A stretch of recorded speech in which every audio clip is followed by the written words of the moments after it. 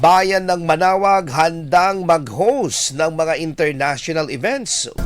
Para sa detalye po ng balitang yan, kasama natin Idol Denise Brillante.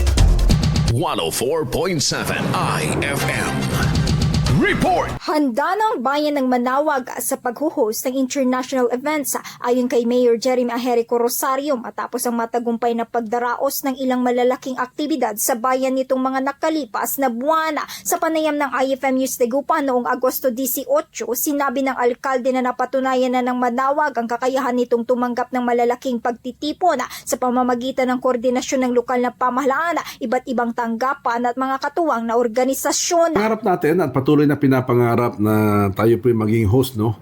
Ito nga, naging malaking testing namin itong naganap na Centennial Canonical Coronation na tayong nag-host o ng isang malaking event, no?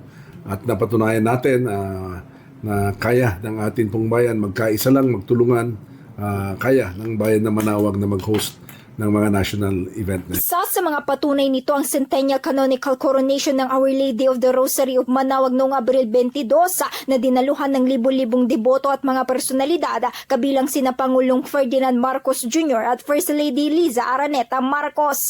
Nagsilbi ring malaking karanasan ang katatapos lang na Miss Pearl of the Orient Philippines 2026 na aniya ay nakatulong para mas mailapit sa mas maraming bisita ang bayan at may taguyod ang turismo. Ayon kay Rosario, malapit na umanong matapos ang Manawag Arena na maaaring gamitin para sa cultural events, conventions at iba pang malalaking pagtitipon. Target umano nitong maipakilala ang bayan na mapalakas ang turismo at makalikha ng mas maraming livelihood opportunities para sa mga residente. Kasama mo mula rito sa IFM News Tegupan, ito sa Idol Denise Brillante Tatak, IFM!